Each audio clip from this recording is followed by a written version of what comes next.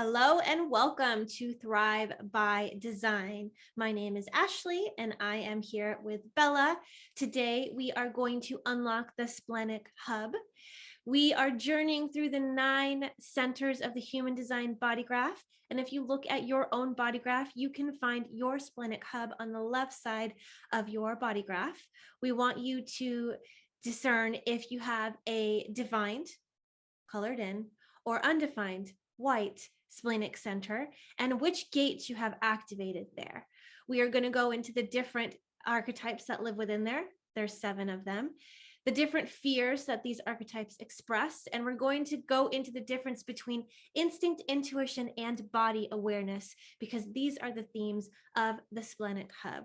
If at any time you feel like you want to dive deeper with us inside the Splenic Center, you can join the Inner Circle membership for $44 a month.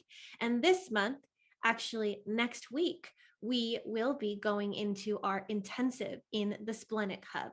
So please join us. And I hope that you enjoy this webinar and that you learn something new and have some great insights into intuition, instinct, and body awareness that we find inside this hub. Thank you so much for joining us.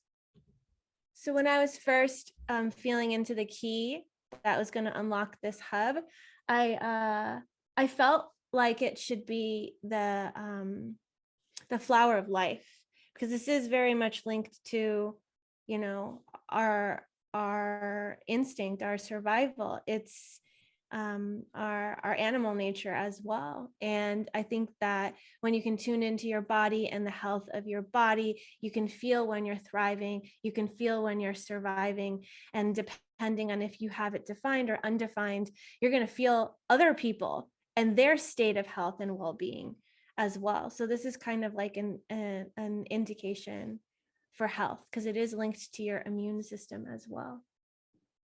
What do you feel, Bella? This is the first time you're seeing this, Bella, because we didn't go into collaboration for the key this time around. Yeah, what I've been feeling the last 2 days is that often when we speak about the spleen, we speak about the splenic authority. It's so much about the instinct and about the body awareness in the now. And I've been feeling more into the health aspect and the immune system, and especially now, you know, after 2 years of fighting this outside enemy that we call COVID, you know, that I feel like the spleen and the immune system and how an open spleen might adapt to the changes and what's going on, and how a defined spleen. I think that is an interesting inquiry as well. So I want to add today just that awareness of immune system that is in our spleen, whether it's defined or undefined. Okay, so again, the Splenic Hub is the place to be today. So instinct, intuition, and body awareness. And we call these hubs because it's like the gathering place for these archetypes. It's like the home. And so each of these archetypes have a similar theme, and that's why they are in the same tribe or home. So they gather in the hub, and what we can see is that we have the librarian, which is archetype 48. We have the intuitive, archetype 57, the grid worker, archetype 44, the maestro, archetype 50, the guardian, archetype 32, the daredevil, archetype 28, and the perceiver, archetype 18. And these are the archetypes that live within this hub, and they all have that relation to instinct, intuition, and body awareness. And this series is brought to you by the Inner Circle. So this whole journey that we're doing, we do this inside our Inner Circle membership community. And so with the webinars, with the lives that we do every month, because the theme of the month for us now, this coming month, is the Splenic Hub. And so we're going to go into instinct, intuition, and body awareness in the Inner Circle. We just left the solar plexus hub. So we were dancing and swimming in the realms of emotion last month inside our Inner Circle. So what you see here for the hour and a half, however long we're on for the live, we extend it into the Inner Circle, and we have embodiment webinars, we have chart readings, we have questions for contemplation, we have the teaching video as well. And I think the last one was like an hour and a half or 2 hours long. So we do definitely go deeper into this. So as we are gathering together in the Splenic Hub, we're going to be talking about instinct, intuition, and body awareness a little bit. And we're going to pick one archetype to expand upon within the Splenic Hub. So anybody that's on the webinar with us right now, we're going to put up a poll at some point, and you guys are going to pick which archetype you want us to expand on. And that's what we're going to be doing today. So again, if you feel the calling and you've been joining us for these Thrive by Design webinars every month, and you feel like you want to go deeper in this one, maybe the Splenic Hub is calling you and you really want to dive into your own intuition and health, and want to join us in the inner circle. It does matter who's in the inner circle, because the people that are gathering together kind of dictate what energy we are feeling into energetically, intuitively, and we are curating based on what we are sensing. It's not a mental thing either. It's just like whoever's in our field, they're helping the co-creation process. Is that kind of what do you experience, Bella, with having this all in the inner circle and journeying together? It was like you were saying yesterday, and I think you might only have posted it in the inner circle, but how many times it's morphed and it's changed, and you birthed this even before you and I knew each other. And this was one of the places coming in working with you where I had so much excitement, because I was like, there's so much potential. Whether we're 50 people in there or 5,000 people, it is this place. And I often call it a creator studio. And we're seeing that this year, that more and more of the people some people have been there for a while, they are stepping up and they're doing things for the whole community.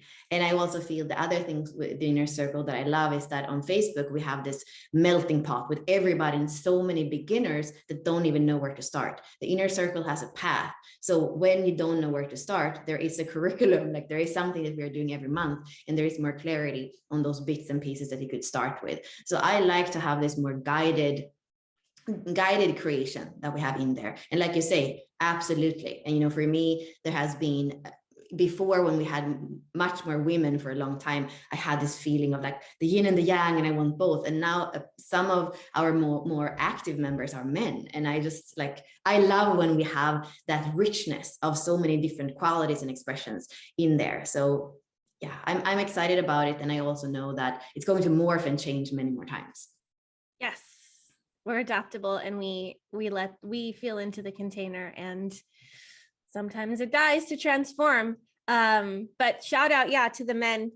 Hey, Jeremy and Hunter and Thierry, thank you so much for being part of our community and being so active as well and sharing your essence, because we do generally attract a lot of females, a lot of feminine energy. And so to have that masculine anchoring is so important. And that's what Bella desires and feels into as well. And we've been calling that in more and more. And I love the quality of sacred masculine that's showing up to kind of anchor us. So it's beautiful.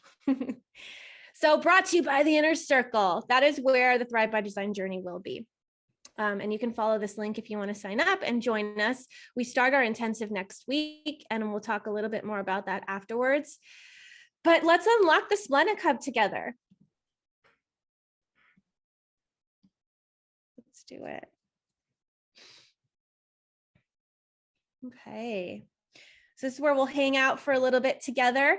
Again, you can see that the splenic center is here in the body graph, and it is so beautiful. It links to the throat, to the G, to the sacral, and to the root, and to the ego hub, to the ego center.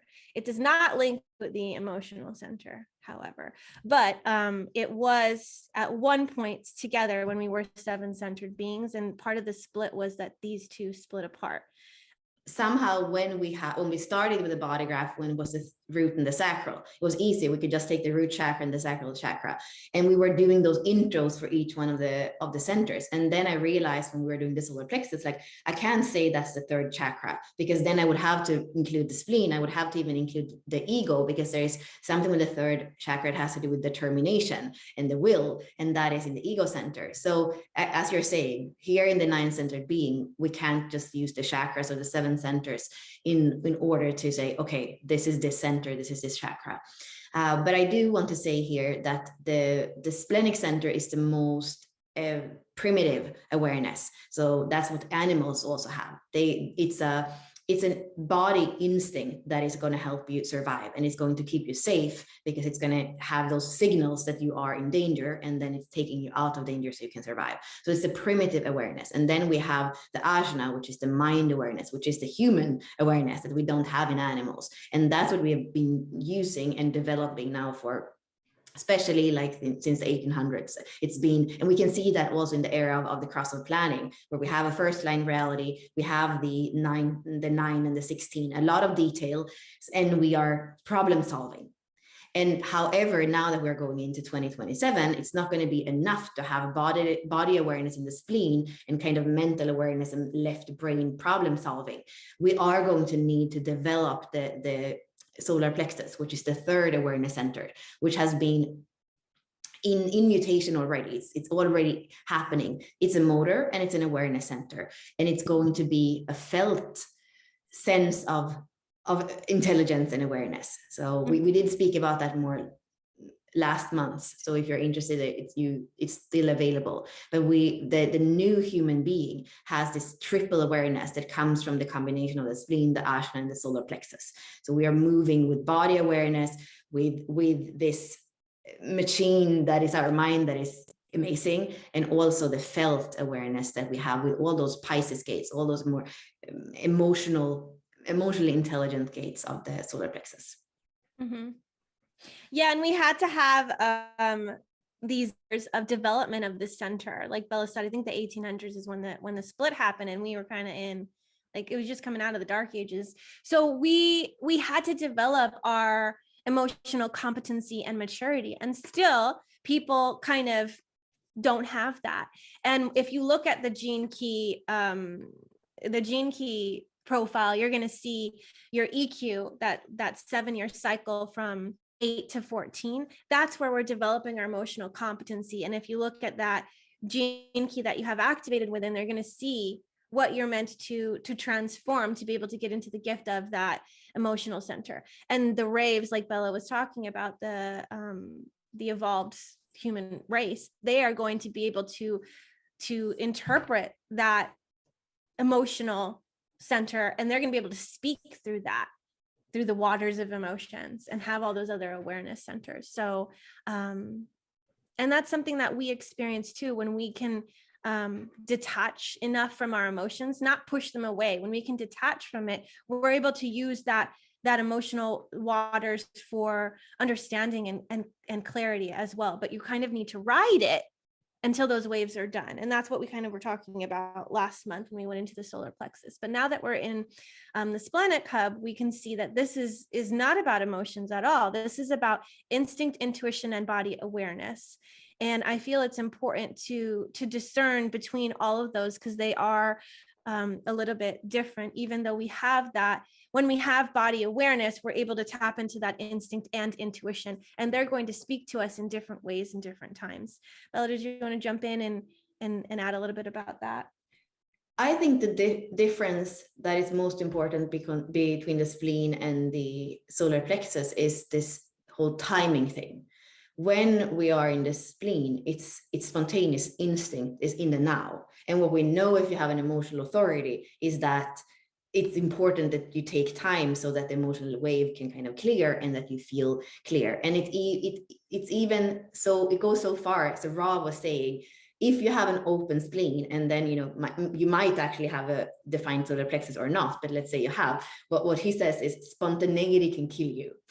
And I think that that's a little bit like too much to say, but really in this center, when it's defined, you are working with your process, which is consistent, and you can really trust when there is this awareness in the now of something. The thing you want to understand is that when it's undefined, you are filtering everything, so it may not even be yours. So that thing, take it with a grain of salt. But spontaneity, if it's open, you're going to learn about your immune system. You're going to learn about those fears that are in here and what you're filtering. It's really about the wisdom and a learning process where you're a student if you have an undefined spleen. So it's not on the first thing that you feel that you jump on it. It's more about seeing how does it work through your filter, depending on what hanging gates you have, or you might not have any hanging gates. But if it's defined spontaneity in the now, you can trust it. And it's much more spontaneity that says no than a spontaneity that says yes. So somehow when you have a defined spleen, and Ash and I were speaking about this before, oh, you're this person, you're so intuitive, and you have all your cards and your pendulums and this and that, you're so intuitive, and you do readings for everybody. That's not really the splenic intuition. The splenic intuition is very much in the now. You're driving the car and you're like, you just find yourself taking another way home, and then you realize that if you hadn't, you would have been stuck in traffic or even something worse. So more a no than a yes, because remember, when it was animals in danger, it's to take you out of the danger or not have you go into the danger so that you can survive. Mm-hmm. So it's a body awareness. And of course, when we are evolved, it's going to be connected to the heart and that kind of intuition as well. But that is actually when we are very deconditioned, that all the parts of us are working together and the splits are bridged just through us living our strategy authority. And the last thing I'm going to say is that what Ra says, he says, people that have defined spleen are not more healthy than other people. It's not about defined or undefined. The immune system is much stronger. It's actually based on strategy and authority. When you live as you in the world and you are aware of your conditioning, of your open centers, when you follow your strategy and authority, you are going to be healthy, whether you have a defined spleen or an undefined spleen. What we do know is that it takes longer for an undefined spleen to show that it's not feeling well, because it can take on a lot of things, a lot of toxins, a lot of everything. So when something comes to the surface in a defined spleen, often the case is that maybe it's too late to only use homeopathic doses and natural medicine. Sometimes we actually need to go and use something that is a little bit stronger. And I think that there's also something that has changed from 1990s to now, when Ra was saying allopathic medicine is for the defined spleen and homeopathic medicine or natural medicine is for the undefined. I think that now, as we are evolving, we're coming into sixth line reality in a few years. That means that all our bodies are more sensitive. So allopathic medicine, I think it's not good for anybody anymore. And that we are so far, even with the more natural medicines, so that's what all of us, even the defined spleen, can be helped because we know more than we did before. So when you read some of these things that were written 20 years ago, I don't necessarily think that you have to do surgery or use allopathic conventional Western medicine just because you have a defined spleen. Just know that sometimes, maybe if you have a defined spleen, it's easier to just take that pill for the migraine that one time and you will be fine. I see that with some of the people I work with. I can do that, or I can do it and it doesn't happen anything if I do it once. Somebody who takes aspirin that maybe has an undefined spleen can have stomach ache and diarrhea and all this just for one thing. So know yourself. This is the thing for whether it's defined or undefined. Start to understand your body and your immune system. And that's also why we don't want to play too much with the immune system and do too many things so that it gets confused, because it has its unique way of working, which is the right way for you. Mm-hmm. Yeah, and I feel like it takes a little bit of deconditioning from what doctors say and everybody else is saying, take this, do that. This is going to make you healthier. You really need to feel into yourself.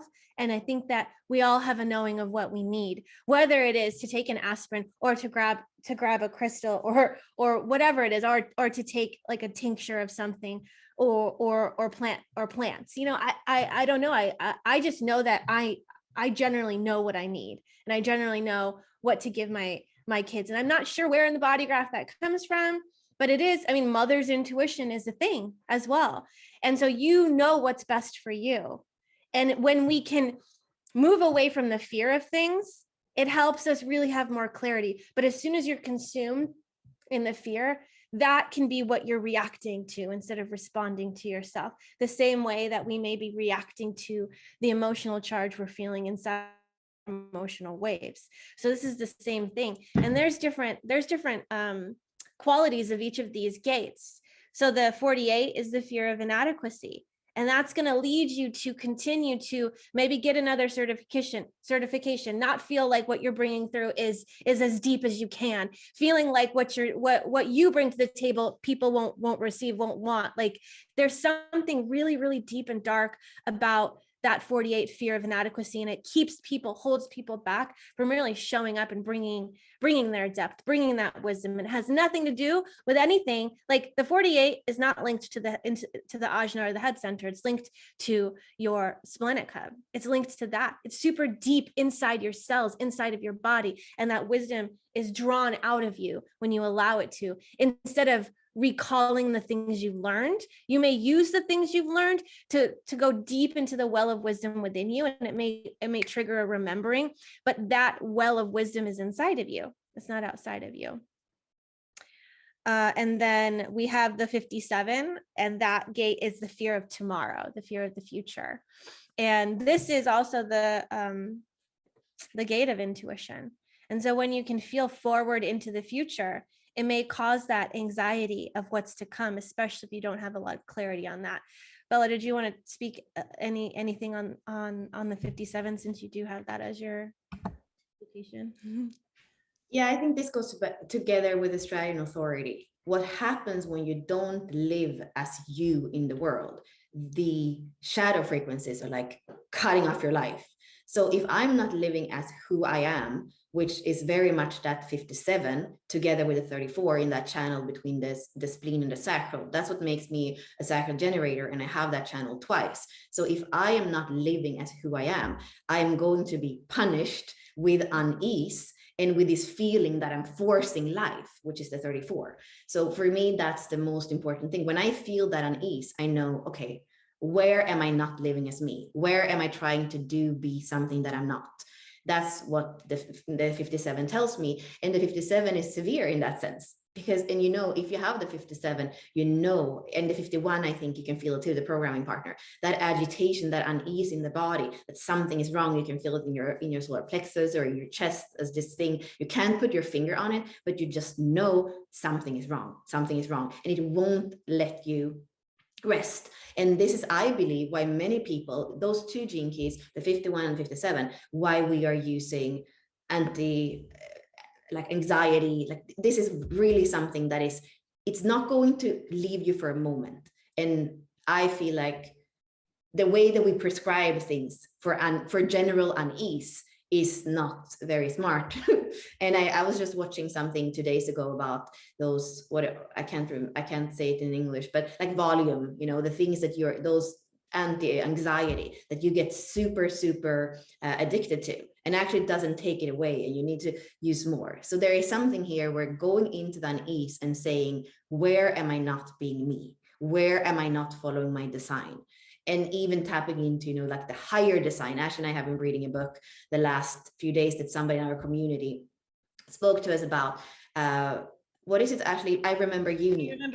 Yeah. And they are speaking not about human design, but it's the story of Mary Magdalene and how she came into the world remembering the design that she was here to live out. So she had this big perspective. So sometimes I think that's also like assuming thing. You can feel into your body graph and living your design, but you're also here to live a design in the bigger sense. And maybe if you're looking at your incarnation cross and you see that bigger theme that you're here to live out. And then when you feel unease or agitation, ask yourself, where am I not tuning into that bigger perspective, that design that I'm here to anchor into this reality and live out? Yeah. Well, okay. So while you were speaking, the door came open and this gust of wind came in, and you know how the 57 is a gentle wind. I'm like, that wasn't so gentle. And when you were speaking, my breast started to hurt, and I was like, oh, body awareness, what is happening here? And I just can see this mother with this overflowing milk, and it's like, when you brought in Mary Magdalene, because I was like, I don't know what you're trying to tell me through my body. And we don't always have clarity in the now for what the heck our intuition is telling us. And I was sitting here and my boobs were hurting. I was like, I don't know what's happening. What are you trying to talk to me about? And then you brought in Mary Magdalene. I was like, oh, okay. And I was listening to it, and Mary Magdalene was speaking about her blooming, her becoming, and how all of the older women were telling her, this is your place. men will touch you here, and babies will suckle you here, and they were just telling her all these different places. And one of the things that Mother Mary told her was, the places of the body are for pleasure and for nurturing, for you and for others. And when you're thinking about this body awareness, you're here to nurture yourself. When you ignore that feeling inside of your body, like, oh, I need to pee, I'll just hold it off, I'll just wait, and then you're like, I really gotta pee. Like, if we could just tune into our body, like, what is it saying to me right now? What does it need? And like I don't know, I just can feel like my it's so graphic, but I just want to like grab my boobs. I just want to like be in my body. It's so weird and saying this like on a live, but that's what I'm feeling. And I kind of also is feeling into the 27, like all the things that I've read and experienced, and like the 22 has nothing to do with the splenic hub, but it does have a lot to do with the sacred seals and also the initiations. And I remember reading about the cosmic mother and the overflowing milk that you experience, when you are in I think it's the Annunciation. I don't really remember, but that's kind of what's coming to me. So the 48, that well of wisdom, we're going to bring this remembering through the things that we're learning here, but there's a remembering and a knowing that comes deep within our body. And that's the remembrance of the truth of who we are, and the truth of our wholeness, and the truth of our design. Like Bella was saying, like your intuition is guiding you towards your design and like taking you down the road of that. It's awesome. It all makes sense. Sit with what's coming to you, and it may not make sense in the now. I'm like, okay, wind, gentle wind that's not so gentle, what are you trying to tell me? So that's the 57. And then I could have gotten anxiety of like, I'm not going to deliver the message, I don't know what you're saying, I'm confused, what if I say it comes out wrong? And then you wait and you have patience, and eventually you have the clarity, which is the higher expression of the 57. Okay, so the 48, the 57, the 44, the fear of the past. And this one is interference, teamwork, and synarchy. And with our experiences with people, and we've had maybe not so pleasant ones, when we fear the past, we don't open ourselves up to the divine game players that we may be bringing in through our fractal. We're like, oh, I don't, they feel similar to that, and this person betrayed me, and I can't go into it. It's not worth it. What do you feel about the 44? I kind of feel like we're going around the fears of all of this. It's what it feels like we're doing right now. Yeah, I have the third line, so I don't think I ever learn. Like, I'm always going to jump there again in the 44, and I do believe that there is a discernment, though. I do believe that there is this thing of sniffing people, and I can even feel, before, when I was traveling a lot, and you sit in the airplane and you're like, oh my God, I'm going to sit next to this person for 3 hours or however long the flight is. So it is this body awareness of like how healthy somebody else is, or how you can feel how much that aura is interfering in your aura. So you are going to know if you want to do anything. And it is connecting in the body graph to the 26. So you can really feel like, with this person, is there a message to the world? And for me as a 4/6, like, I'm always kind of saying, is there an opportunity here to tell the world a message? And the 44 just knows. And it's something that isn't logical. So when the 44 has to explain, why don't you want this person to be part of our team? Or why are you careful with this? It needs to just say, I just feel it. I just know it. So there's something that makes me think here in the 44 with the spleen, don't make it a mental thing. The ajna might be able to be certain or not about something, but here in the spleen, it's really just a felt sense. You don't have to explain it. You just have to know it and follow it. Because if you don't follow it, then you can be stuck with something that isn't good for you. And that's the not self, both actually for the undefined and the defined, in a sense. If you don't listen to that, then you might be stuck with something that can linger for a long time, that is not helping your immune system, your health, your well-being, your feel good. Yeah. And sometimes even when we do feel the no, sometimes it's a reaction to our wounding as well. Like, you can smell that maybe those people are similar to that person, and then you're like, that's a no. But you are also robbing yourself of the reconciliation and resolution. of that trigger with that other person. So it's like they are a divine healer coming to you, and maybe they surprise you and they are actually in fact different than the other person, or maybe that pattern plays out again, but you get the opportunity to respond differently. You get the opportunity to forgive. You get the opportunity to whatever it is, and that's what I'm learning. I have 44.1 and I'm like, it's better alone. It's better alone. It's not worth it.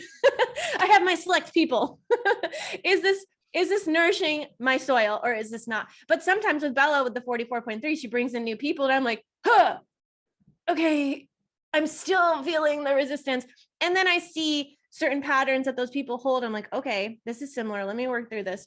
And sometimes it doesn't work out. So sometimes my intuition is like, yeah, those aren't my people. This isn't my jam. And sometimes my intuition is not even my intuition. It's like this body, like, ooh, not safe. Ooh, like it's like this contraction, and that's not, your intuition is going to guide you. My instinct was probably like, ooh, this isn't going to be a good experience. And my intuition was like, but still move forward. It's like you may have contradictory things inside of you. And I deal with that a lot inside of me that I have to discern. Why is one part of me wanting to move forward with this? And one part of me is like, oh, but I know that there is transformation to be had when I can follow my intuition, because normally the is my instinct and but keep going forward is my intuition.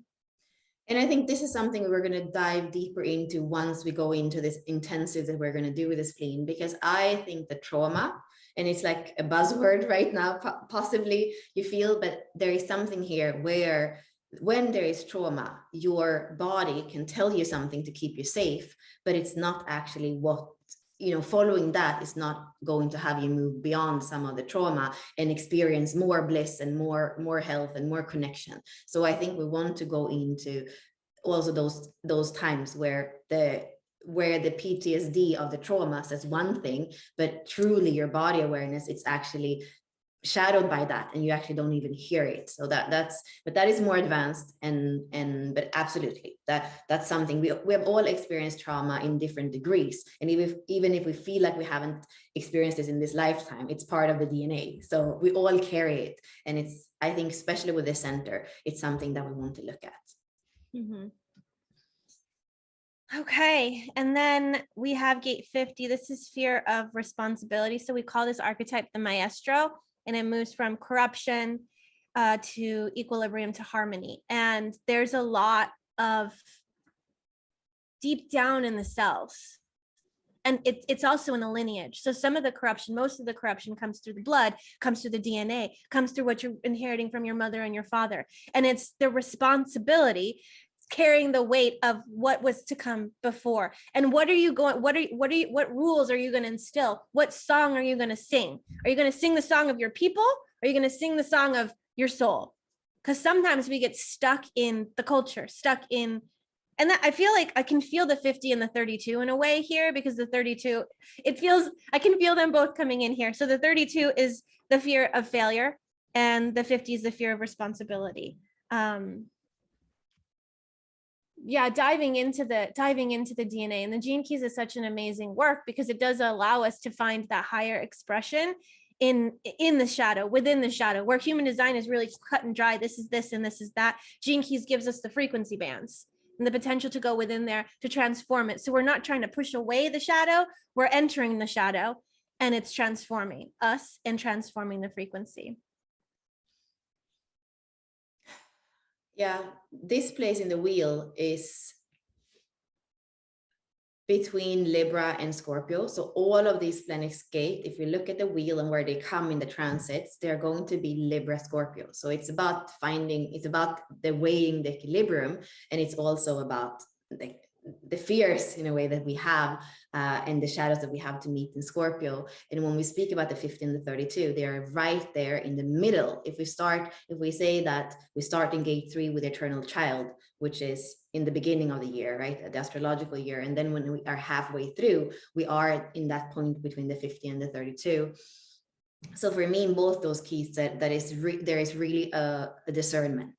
And it's a discernment of how are we moving on? What's worth preserving? How do we move on in more harmony? How do we weed out some of that corruption and some of those things that aren't worth preserving? And I think that both those keys or those gates or those archetype have an inherent knowing what is it that is worth to have for the future. The 50 is the education of our children. So it's the values that go into the next generation. And then the 32 as well. It doesn't plant the tree today to just use it as, you know, fuel in the fireplace for this generation. It's choosing the crop that can feed generations on. So really both those keys are in that, the harmony for the future, and seeing, well, what do we invest in? How can we have reverence for this planet and for the people of this planet for the coming generations? Yeah. And I think it can feel like, you know, I'm thinking like, how does this actually tune into body awareness? Like what I see, I have both those two. I have the 32 twice, and in Pluto and Saturn, and I have the 50 on the other side in my Pluto. And what came to me is like, you know, the nails on a chalkboard. Like there is something sometimes when I see things in this world that we're doing as humans that feels like the nails on a chalkboard, because I just know inherently that they are so far away from reverence and veneration of this world and of everything we've gotten with Mother Earth and our own makeup. And I think that that's a discernment that the 30 and the 52 can have. They just know when something is corrupt and it's not serving the whole. Mm-hmm. Yeah, and I wanted to show this because you did mention about Scorpio and Libra, and where it sits, and actually all the spleen activations are in the same place, where you can see there's dispersion through the wheel of the mandala. This is 365 days in the year, right? And so you can see that in Libra and in Scorpio we have all of the splenic gates together. So it's color coded. So just how to look at this chart is color coded. So you see the color of the center, and then you're going to see the gates that have that color. So like you see the spleen is yellow, and then all the yellow gates are on that side of the wheel where Ashley has the rectangle. So I love to look at this wheel. It's powerful. Let me get rid of that. There we go. Yeah. So and then moving forward, I mean, Bella spoke wonderfully about the 32, and she has the 32 and the 50 as well. And the 32 is the fear of failure, the ultimate fear of death, and failure would be to not survive, to not continue. And so that's where that instinct comes in, to perpetuate the species, to keep it going. And we get to also decide what dies and what stays alive within us, and what we're carrying on from generations, what we're carrying on from the community, from our cultures, from everything.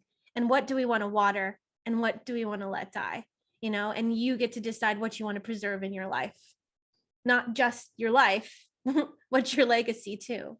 And that is such an important quality of the spleen. You know, what gets to linger, what doesn't get to linger. That even puffs, or however you say, like that pierces the whole not self thing, because the not self thing is, you know, am I holding on to something that's not good for me? So when you get to ask this question, you naturally tune into the true self of you and having your spleen working for you and not against you.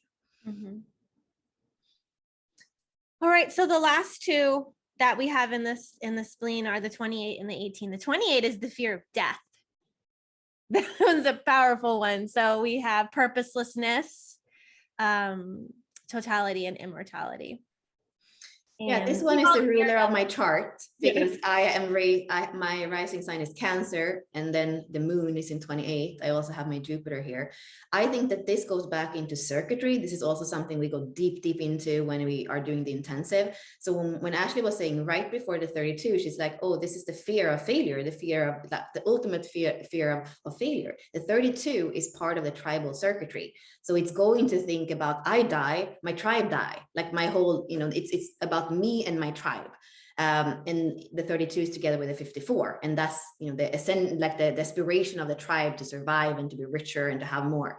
When we go into the 28, here we have individual circuitry. So here it's about you and your knowing and your empowerment in the world. Is a very different quality, because it doesn't include the tribe. It even kind of looks at the tribe and like it doesn't even understand the feeling for the tribe, because it's so individual. So this 28, I always speak about it like existential despair. I think that it works together a lot with those integration channels, we are speaking about the 34, the 57. The two other gates are the 10 and the 20, that are very busy with themselves and surviving. When we have the 28 and the 38, it's what can take that integration circuitry and make it less selfish. Why? Because the 28 is all about the individual and your own existential experience of life. And at the same time, because the keynote here is purpose. We know inherently as human beings that it's not just me, it's something bigger than me that is the purpose. So it's an extremely individual gate, but it takes us to the purpose, which can't be just you selfishly. Then you are not in a higher frequency. So there is something extremely interesting with the 28. It's also part of the ring of illusion, the code ring of illusion with the 32. That's also a fun combination, that both are afraid of failure. And they can, in the low frequency, these two keys can like really lead you astray. And live life from a place of complete, I would say, lack of freedom, from the fear of failure and the fear of, the fear of not living or the fear of dying. So like what's the one sentence for the 28? The one sentence for the 28 is that the adventure is worth it.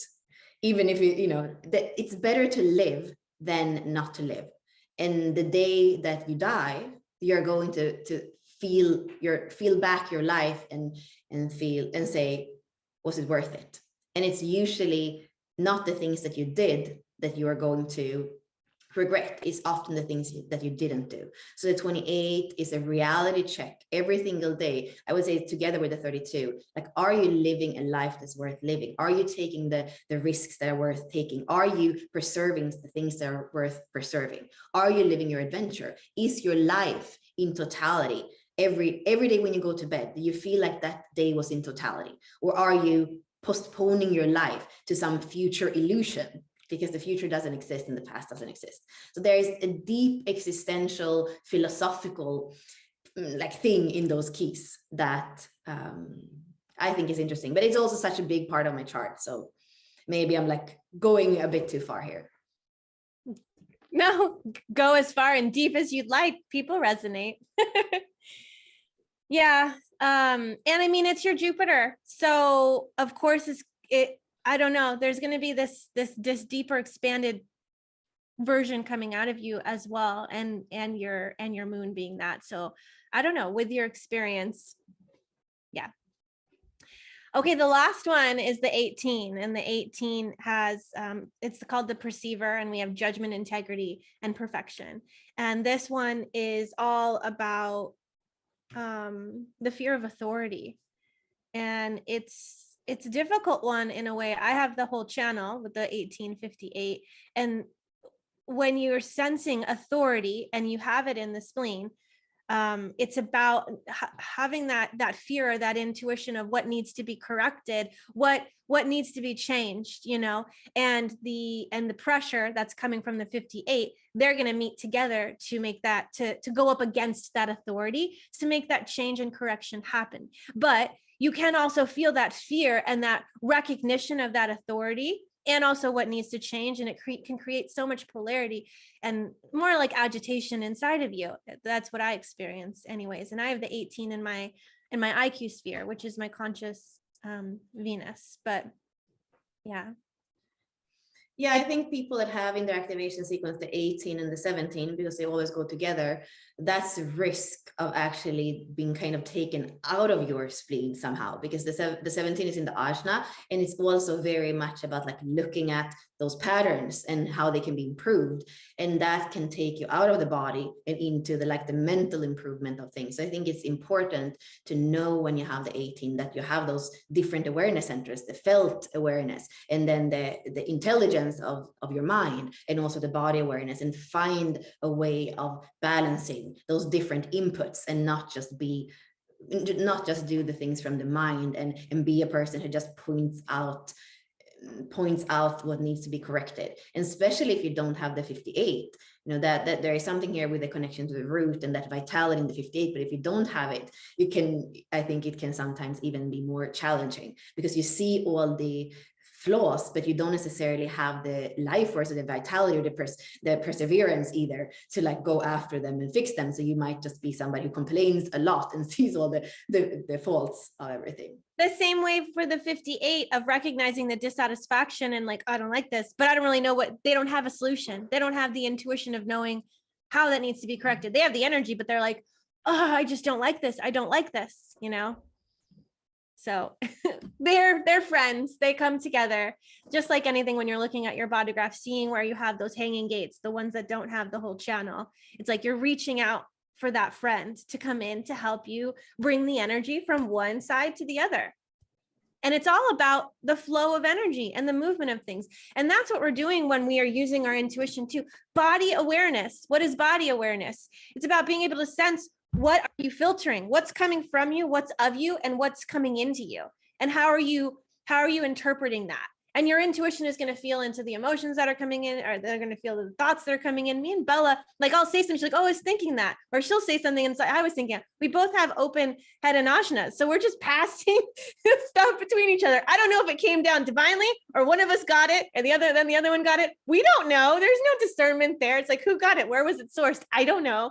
Both of us have gate 11, which is ideas. So we all have tons of ideas and hearing each other's stuff. So your intuition is the ability to, intuition is not emotional. And so it's our reaction to what our intuition is telling us. Like your intuition say, move across the country. And you're like, oh my God, I'm not ready for this. But that's what your intuition is telling you. And it's not an emotional decision or emotional thing that it's giving to you, but our reaction to what our intuition is telling us can. And sometimes our intuition, you know, our inner guidance or our higher self or our soul is speaking to us through our intuition, speaking to us through our feelings, whatever it is, speaking to us. And then we have a reaction to it.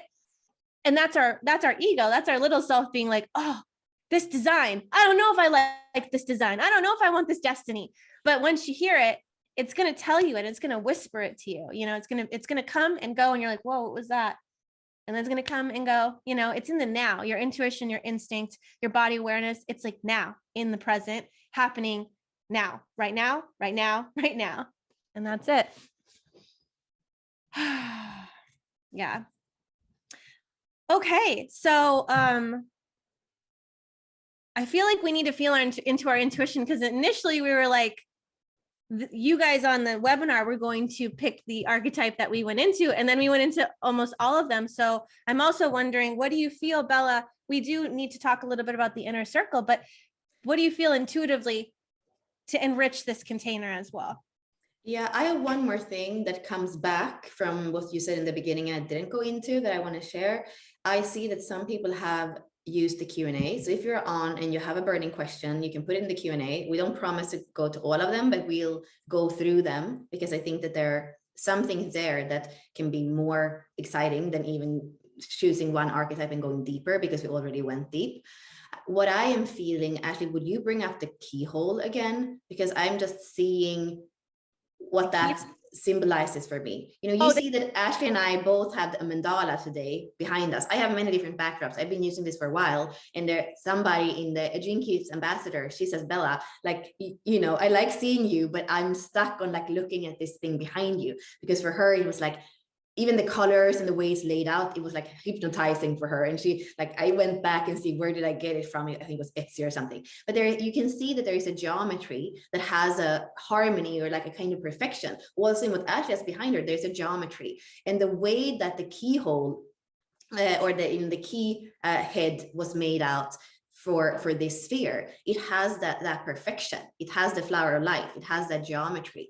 And this is what I feel it's so important to understand about the immune system, about your system and your body. It is, we are all connected, but it has a unique way. And if you go deeper, you're going to see Ross speaks about B cells and about, you know, like he goes into on a biological level, really to the science of this. But for me, we don't even have to go there, especially not today. But there is a perfection on the way that your immune system works. And we know there has been, you know, pandemics for like ever, as long as the human being was here. And we have it also with different kinds of animals. And like, it's the way that our DNA mutates.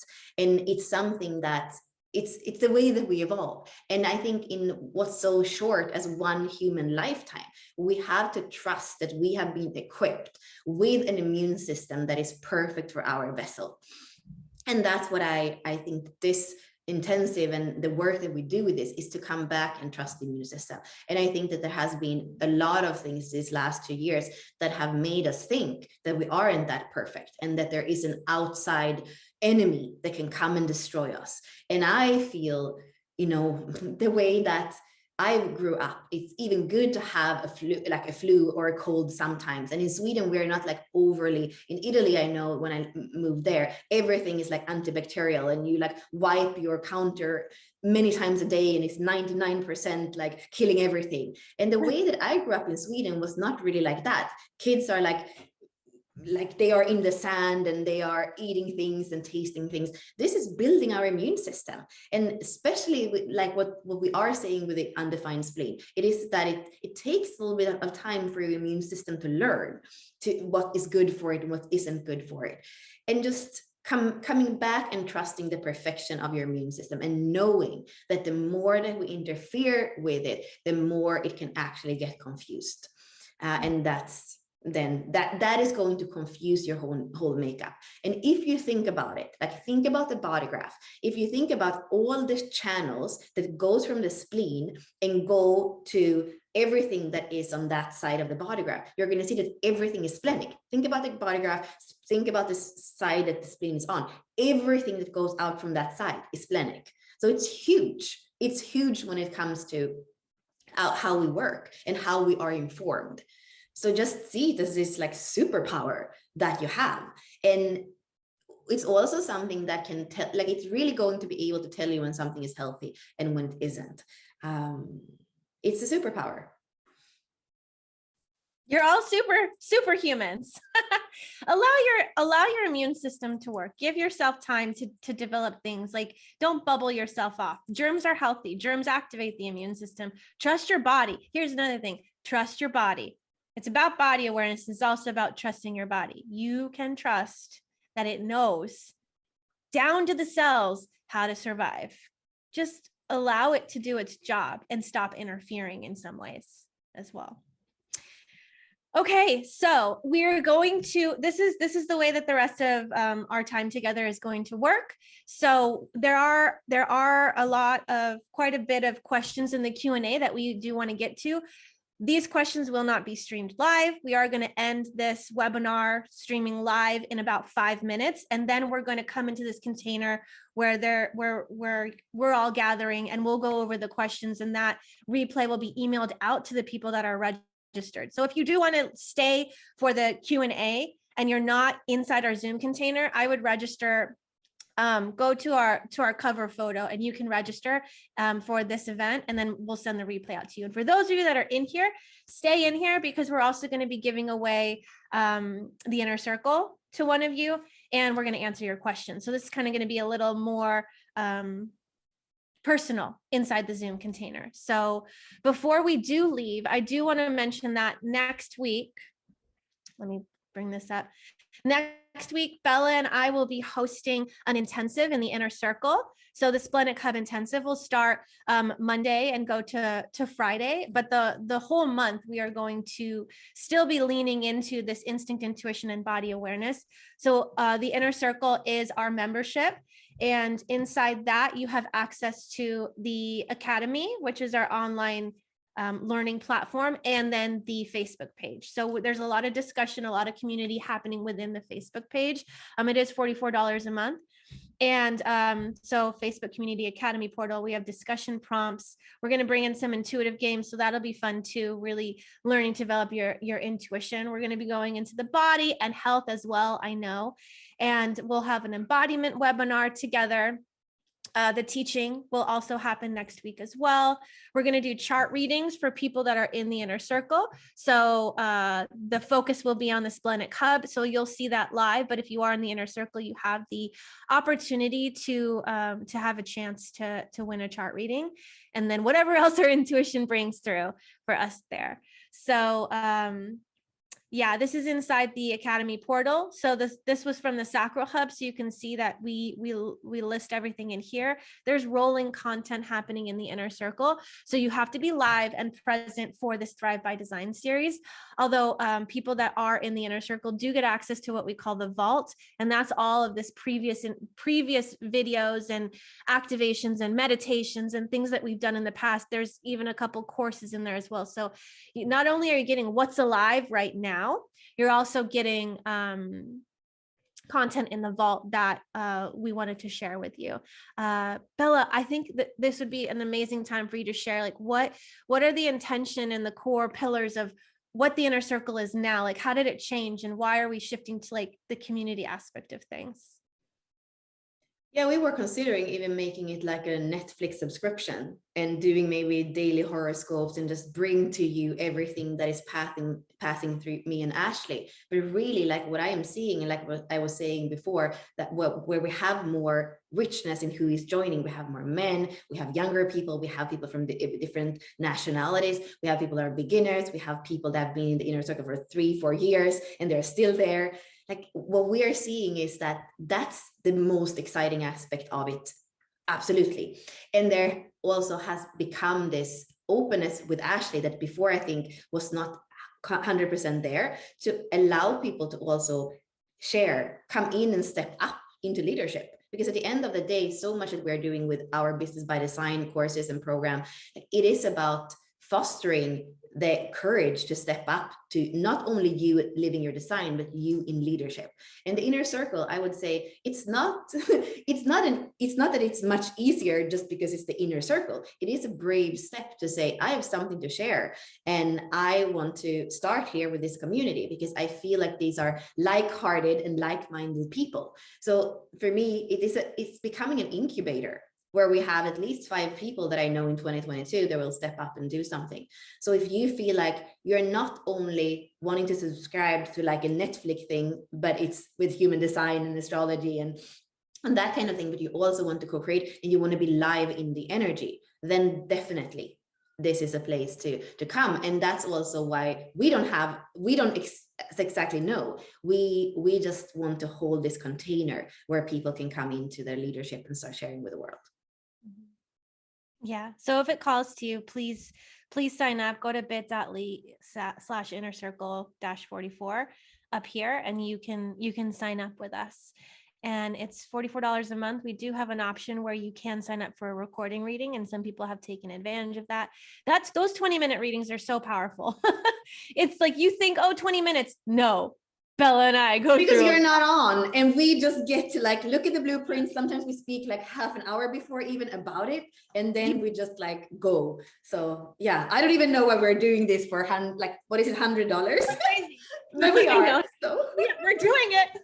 We're doing it. So take advantage until we don't do it anymore. But then our intuition is like, keep doing it, even though our person is like, what? Okay. Anyways, again, thank you so much for joining us for our Splenic Hub webinar. If you're inside the webinar with us, please stay. We're going to go into questions and answers, and we're going to give away the inner circle to one lucky winner. We also have a secret code for you to put in if you want to join the inner circle, and you're going to get a discount off the inner circle. We're going to give away a month, right? We're going to give away a month, and we're going to give you a discount code as well. So it pays to be inside of our container.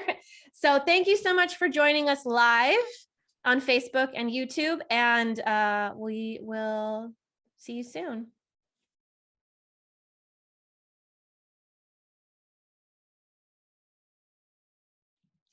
Hi. No, hi, Pamela. Hello. Let's see if we can unmute. Can we hear your accent, your different accent from New Zealand? Kiwis don't have an accent, you all do. Welcome into the inner circle for us for the next months. Thank you. And you have surprise for getting up early. And the 46.5, where is it in your chart? It's that Life's work. My brand, yeah. Brand, yes, I see that. And then the pearl is 4.4. Oh, yes. So are you doing the pearl retreat? Yes, I am. I've got to head off to that at 9 o'clock. So I've got just an hour before we're in community calls today. Nice. Well, congratulations and thank you so much for being here. And we look forward to seeing you. Feel like your intuition guided you here, and we'll see kind of what comes through for you during the Splenic Hub intensive that we're going to go into. So I'm excited for you for that. I'm excited for me too, because I have 18.6 as my IQ. So that's Oh, you have the 6th line and I have the 1st line. Let's collect notes. I'm in the details of it and you're in the overview. Can we collect notes and bridge the gap?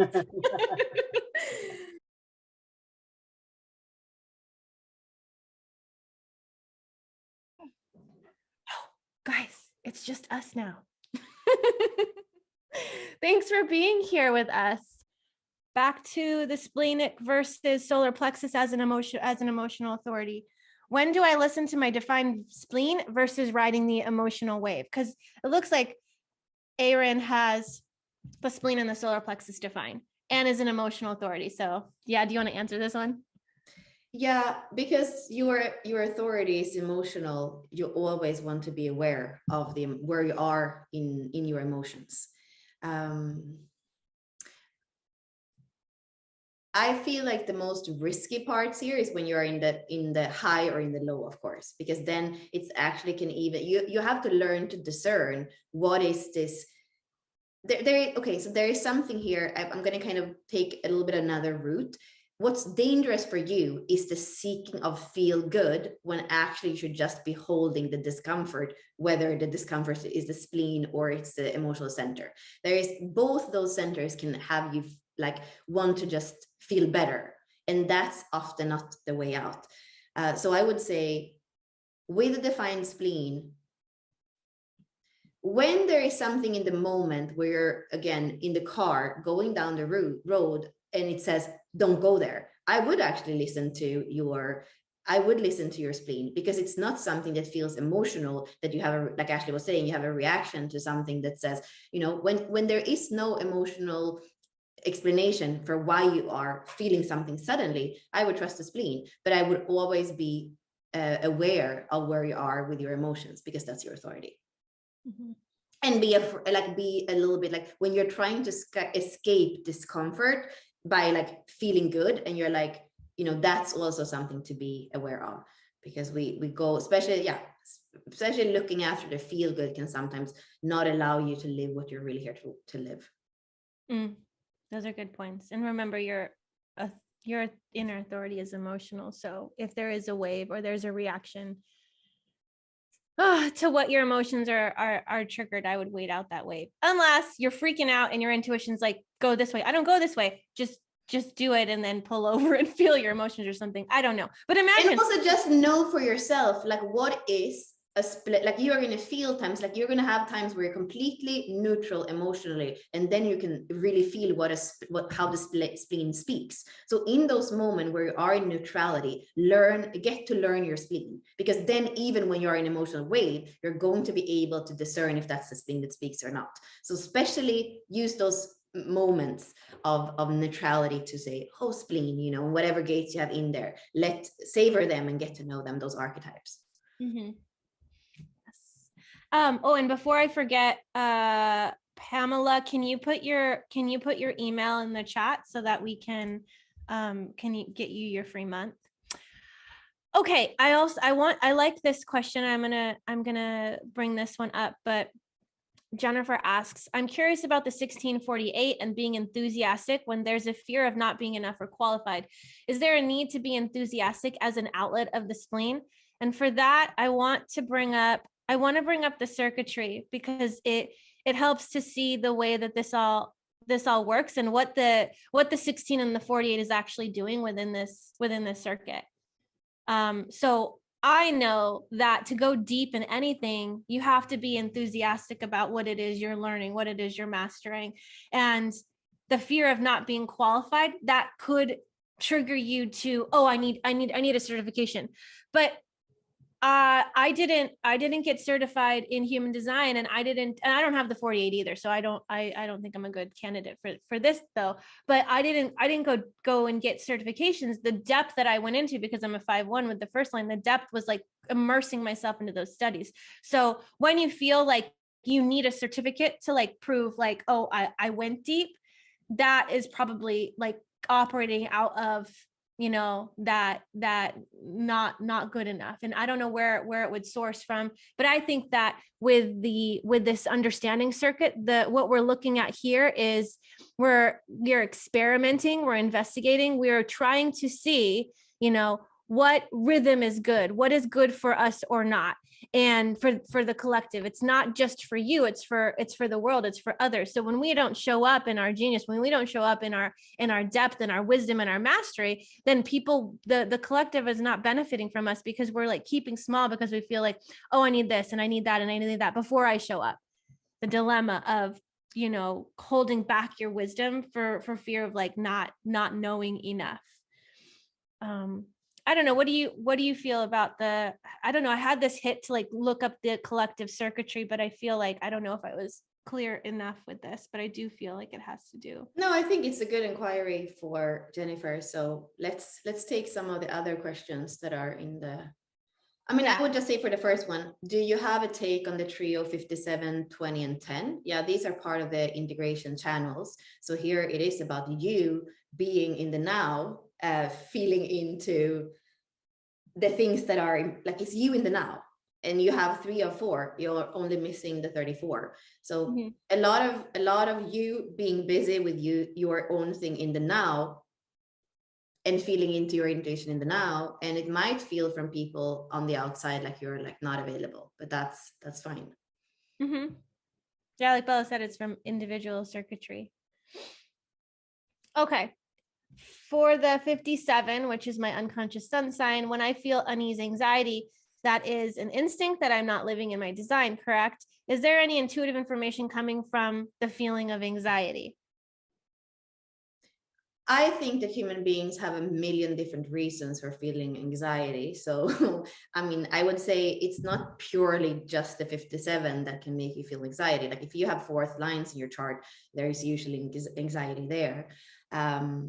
I think that there's always information when you dare to be with something, when you dare to sit with it, when you dare to hold it. This is a lot with the 57 and the 48, even more. Like when you can either not collapse in or run away from any feeling, there is information there for you. And I think that a part of it is to just know, okay, you know, it feels uncomfortable, but I survived, because there is an information in those fear gates of not surviving, because it's an instinctual center that is helping us to survive. So there is something with you calming your own nervous system and saying, okay, this is extremely uncomfortable in my chest, in my solar plexus, wherever it is, and I survived. And what's here for me? You know, to ask yourself what's here for me. And then the same thing was said probably when you wrote the question. You want to make sure that you are the most that you can following your design, following your SNA. Otherwise, for you with the 57, I would say the unease, the agitation can be even more present and even more palpable than for other people. Mm-hmm. And I think the more you work with your intuition and feel into like how it's registering in your body, you're going to feel into the neutral. There's no the neutrality of it. It's like there's a reaction that might come after the intuition speaks, after you have the knowing or the feeling of this. That's where you're having the reaction to it. So if you can catch it right before, you can also know if you're spinning, and the spinning is where you got this idea for how to have a solution or fix things or get rid of the anxiety. So what came first? The anxiety, the emotion, or the knowing? And if not, if you're not clear, then just wait. That's my take on that too. Yeah, and Tyler had asked about having several activations in one gate, and that's again, get to know the archetype.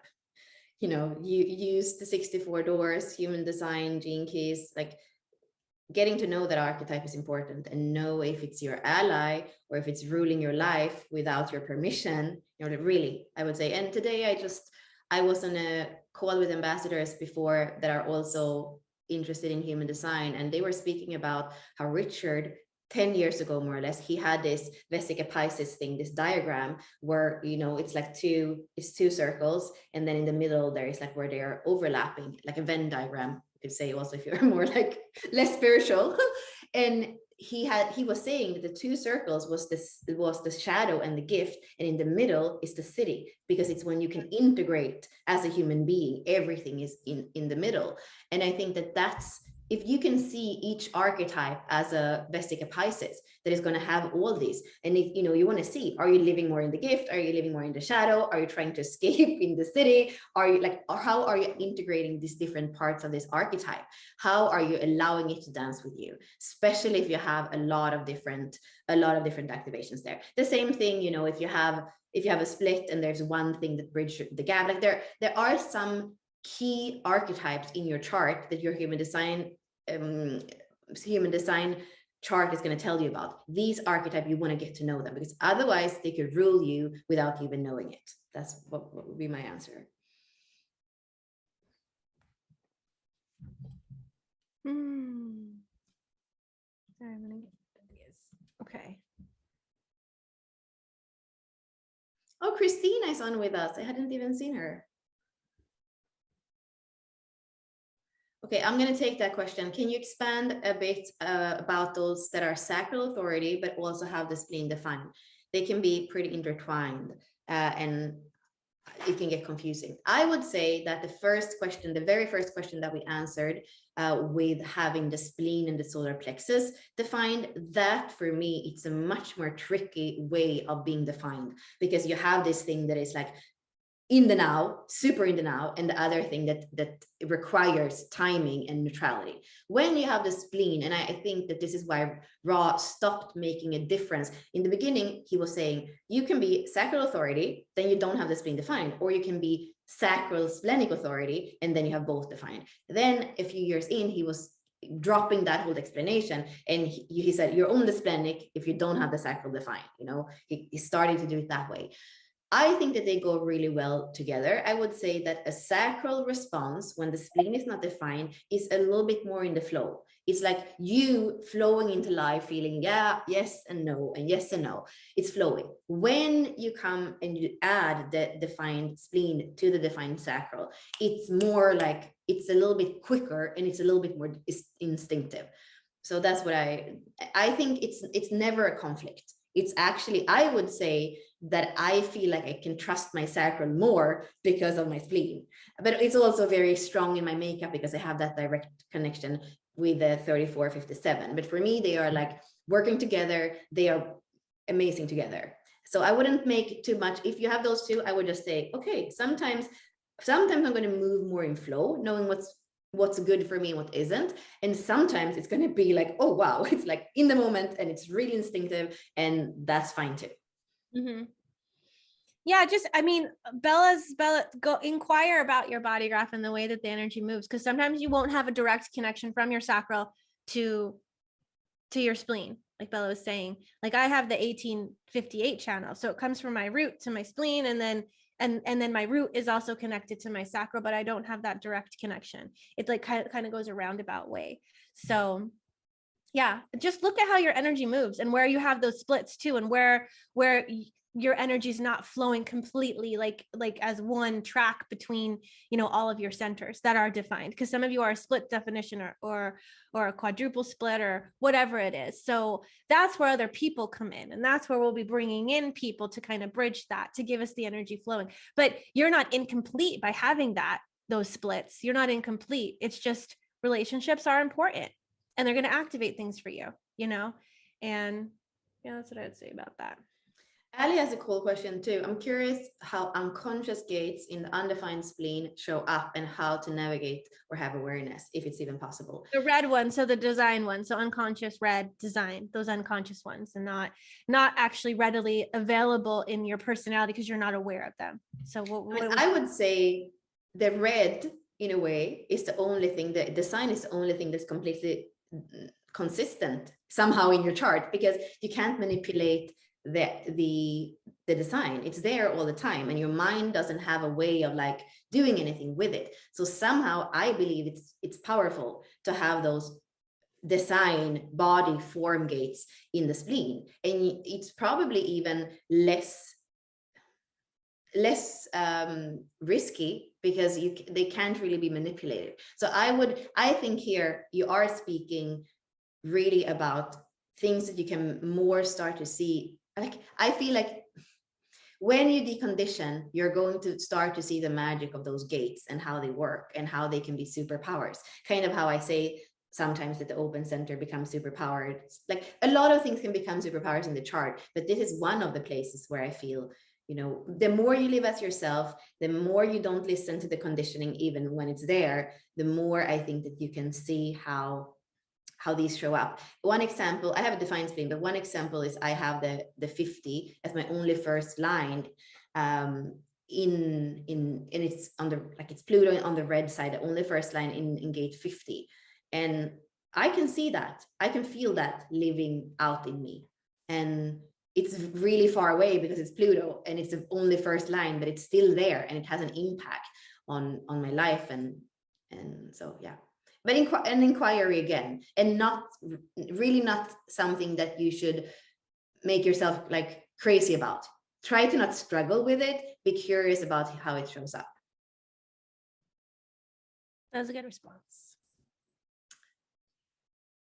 Oh yeah, I love the Fabian too. Like, I have all my awareness centers open. How does that come into a play as a whole versus each one independently? You know, I just feel that for you, you know that we are conditioned to use our mind to solve everything, and you have an open ajna, and I just want you to be very, very aware of the not self strategy for the open ajna and everything, like all these things that happen in the ajna, because you have a beautiful openness of like having this circulation through all the awareness centers. So I would say for you is to make sure that the conditioning of being focused on problem solving in left brain, that could be somewhere you're stuck, but you really want to explore, because you are a student in all three centers because they're open, so that you do explore them equally, I would say. Or maybe even let go of the mind for a while and just explore the spleen and the emotional, so that you really come down kind of in the body, is what I feel.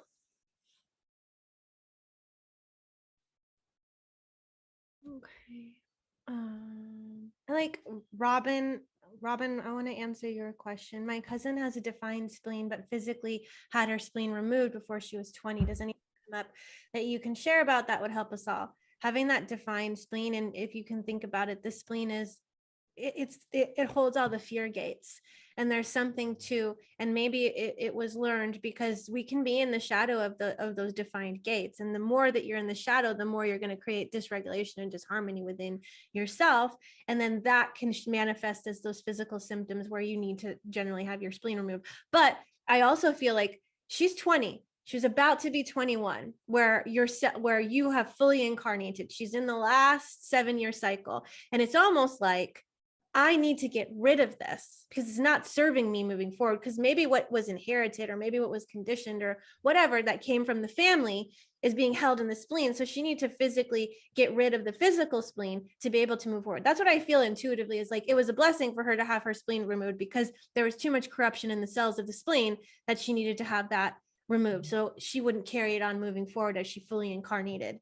You can also look at what gate she had defined and see maybe which ones, like if you look up, if you go into like Kindle, you can look up the spleen or different parts of the body to see which gene key is linked to the spleen.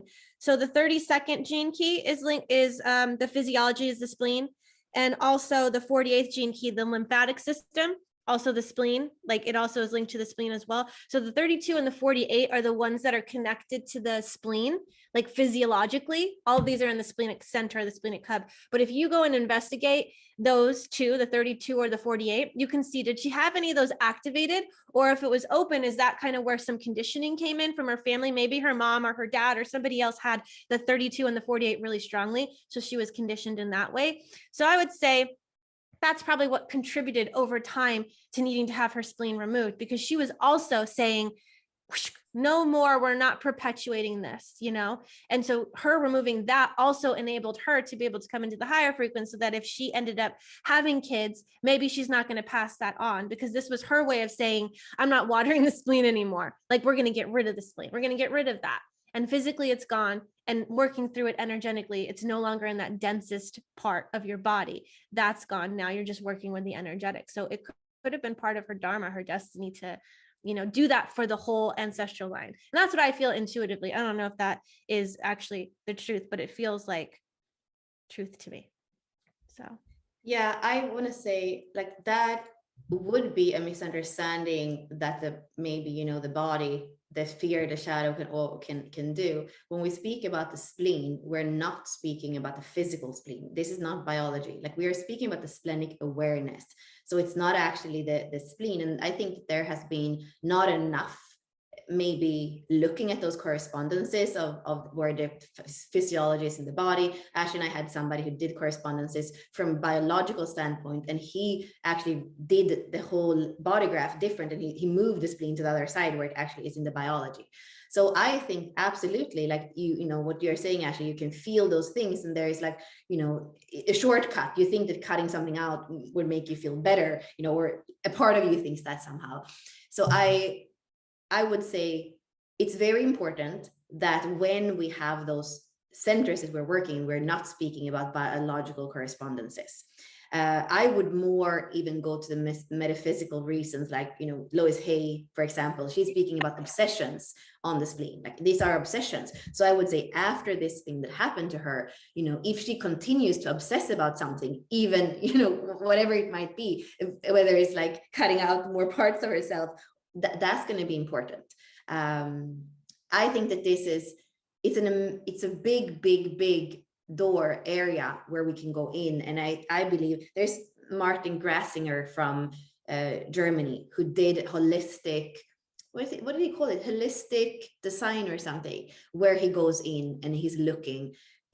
I was going to bring up, before I was looking at my phone, a photo, but I'm not going to do it now, but where we are looking much more into in the body graph. It's usually not, you can't really look at the center and speak about specific functions or biological correspondences. You actually often need to look at the circuitry or the whole channel. But this is really where we need to go deeper. And if somebody's interested, come into the inner circle and kind of do the work. I remember last year speaking to Richard about the health sequence. We're bringing in Chiron, the asteroids, to look at the health and the way back. And I think that could deprogram what Ashley maybe was feeling intuitively with this girl, that there's a part of her that she doesn't want to address, so she wants to cut it off unconsciously. You know, this is where, with the health sequence and bringing in the asteroids, there is a way where we could walk that part back, so we can include all the parts of ourselves. So I think that there's a huge area of work that comes here that you're kind of opening the door to, Robin, from just asking this question. And we could just, there's so much to say about it.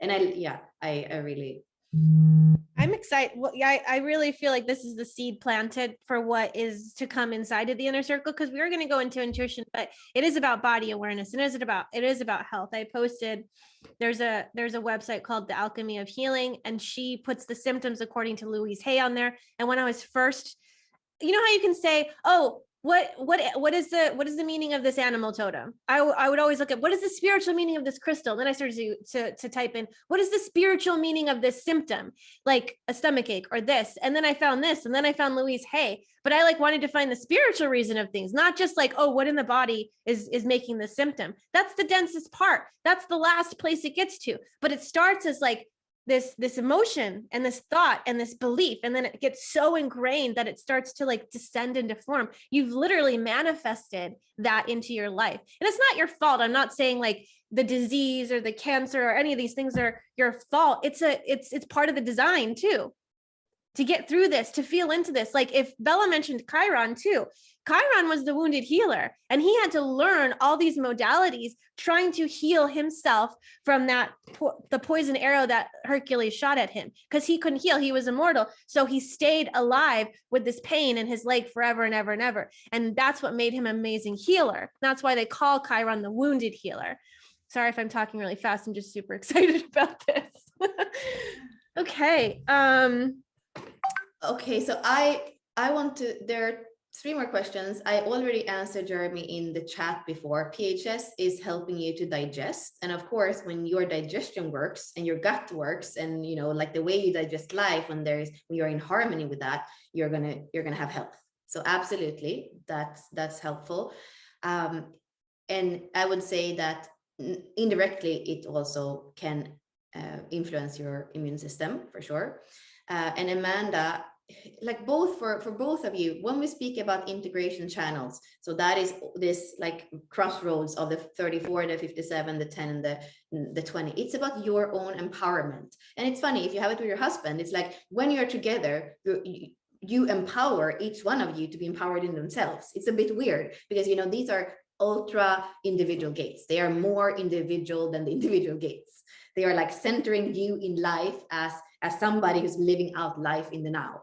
And it's going to empower you to do that. And you can inspire others because you are empowered. So that's what I would say with them. And then we have a super controversial question. So are the jabs going to root out those who outsource their power to authority that never deserved it from the beginning? That's a very controversial question. I would say, like Ashley was saying, there is a bigger design, and there is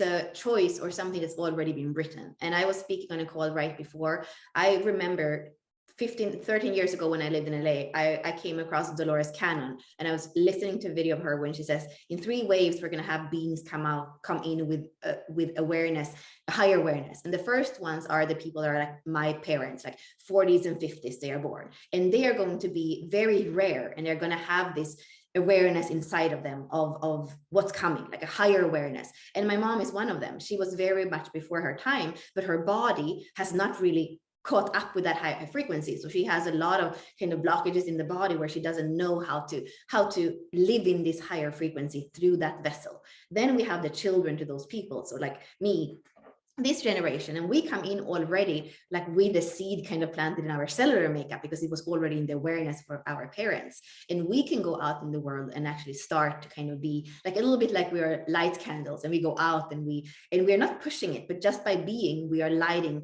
some more awarenesses out there. And then we come to our children, that is before usually the rave children, and they are already born with this awareness. You can hear a 5-year-old already like asking you a question that you're like where did that question even come from? They are born with this awareness. They're already embodied with it when they are born. And in my generation, I was lucky because my mom, you know, I came through her, but a lot of people in our generation are waking up. And a lot of us that are here are probably waking up through human design and gene keys, because we are like, oh my God, like it's almost like an early midlife crisis or a late midlife crisis. And we're like, this was not the way to live. I wasn't me. And then we wake up and we can inspire others to wake up. So what I believe, I can see my own dad, he has terminal cancer, and it's only like 10 days since I know it. He has all the integration circuitry like Trev and Amanda were asking about. So he's here to be busy with himself. He's a manifesting generator. He's a 1-3. He also have the 35 and the 36, the transistoriness. He has to live it out. He has to go into the turbulence and the crisis himself. Otherwise, he's not going to evolve.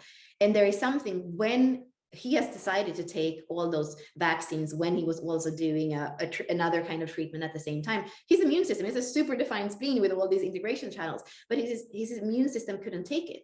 I start to believe that was part of the script, that he has opted out, and this was a way for him to opt out. I have to say that the way that he's dealing with his death sentence basically is something that I wouldn't be able to deal with. So even my own ego of thinking that I'm more spiritually developed than my dad, you know, with me having the 28, the fear of death, and the 20 and the 32, like the way that he's handling this, I'm like, oh my God, I'm so far beyond my dad that, you know, like I admire him. And there is a healing, I think, even when I'm going to see him beyond everything where we haven't been able to understand each other, because when we meet, there's only going to be love.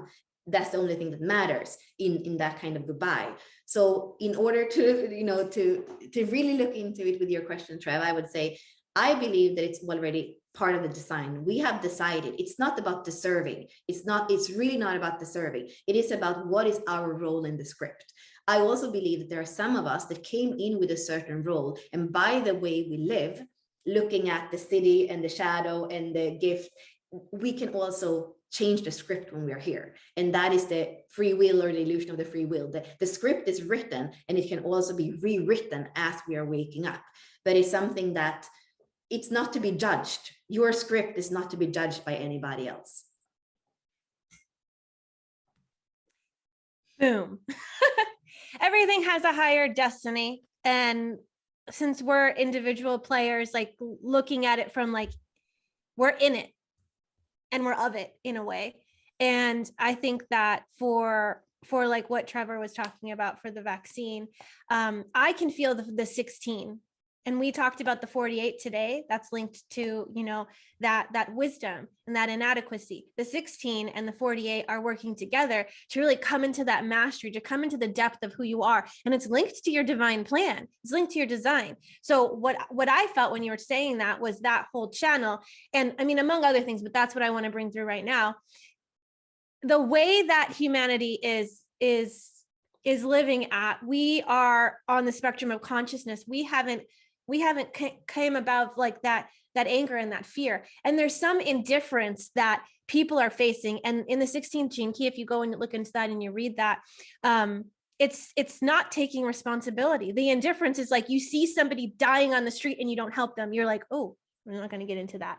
And there's so many people that are asleep and in the comfort of, oh, everybody's just taking care of me. Oh, I have healthcare and this and that. We're not taking responsibility for ourselves. And we're not going deep into the learning of like, oh, what is right for me? What do I choose? It's like, no, these people hold my power, so I'm just going to go along with that. But there is this understanding, or this other purpose behind all of this, that it might be to wake us up. And we have to, the fire needs to be burning enough for us to shift out of the indifference. Indifference is one of the lowest, along with inadequacy and indifference together keep us asleep. They keep us down here. They're like, I'm not going to show up. Who am I to think I can change the world? Who am I to think that I can take down the authorities? Who am I to think this and that? And so you do nothing because you stay indifferent.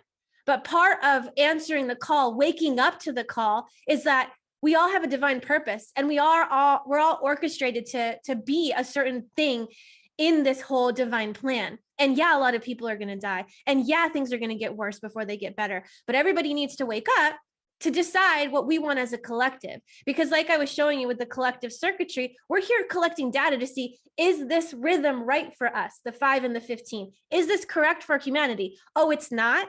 Okay, how do we change things? We're never stuck in this pattern forever. So we're constantly experimenting and taking things in and figuring out, how do I correct this and that? And we're leaving the cross of planning in global cycles. This is getting really deep, and we do need to go off soon, but the cross of planning is ending, and we're going to move into the cross of the sleeping phoenix for our global cycle, for our collective cycle. It is about independence. It is about empowerment. It is about sovereignty, and it is highly individual.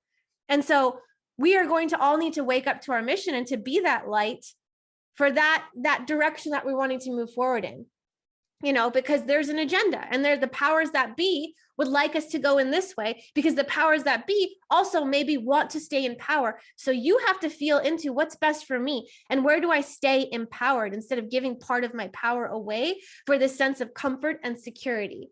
We're going to be deeply uncomfortable, and we're going to feel deeply limited. But to break free of that box, it's like a house that was constructed for us to feel safe in. And now we're feeling like the box doesn't serve us anymore. Pluto's in 60, by the way. Pluto is all about limitation. It's about breaking. Pluto's not about limitation. The gate is about limitation. Transformation happens here. We're here to look at the containers and be like, the life that I have created, the container of my life, is this sustaining? Is this empowering? Is this enriching? Or is this actually diminishing me in a way that I'm not showing up completely as myself? I'm not showing up and fulfilling my divine destiny because I want to stay safe in this container that the powers that be created for me. And I think that we're all waking up and out of our indifference to be able to show up in our divine design. And Bella's dad is showing her the power of death and the celebration of death. And everybody that is going to die that you are going to know, they're teaching us something as well. The ripple of death is going to trigger the ripple of life and claiming the ownership of who we are and saying, I'm going to show up as this. This is who I am. This is how I want to live my life. And we're going to see a lot of role models coming up and showing what it is to live your true design and what it is to live in your individual self-absorbed nature too. Like some of you were talking about with the individual circuitry. You're here to be busy doing what you love, doing what lights you up, fulfilling your divine mission. We don't want to be busy surviving. Cling to the structure and you will be busy surviving. Break free from the structure and claim your independence and you're going to be thriving. Okay. Done with my rant now too.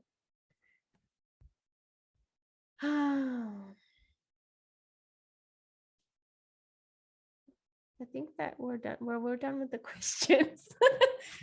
Are you muted, Bella? Oh my God. I don't even sorry. I was like speaking. Yeah, I know we have another call. For those of you that are in the inner circle, you're invited to the Portals of Deconditioning call today. Since last week, you have access to all those weekly calls. So that's something also if you decide to join. We have a transit call every Tuesday at 3 p.m. Eastern time. And I think I need a little bit of time before because it's only like 20 minutes to that. Yeah, but you can find the link inside the Facebook group of the Inner Circle if you want to join for that. And it feels rich today. Like, I can't believe that this is not even, this is not even where we're going to go with the intensive. What is it even going to turn into when we have our intensive next week? I don't know. I feel like it's going to be intense because we went through so much today. I'm like, okay, we're giving so that what we can pull out of the depths of our soul. Now that this is all taken care of, what are we pulling out? What's coming out of the depth? I like it. So please join us if you're not already in the inner circle. We would love to have you. And I'll send an email out with this replay as well, so that if you jumped in afterwards, you can have the whole thing.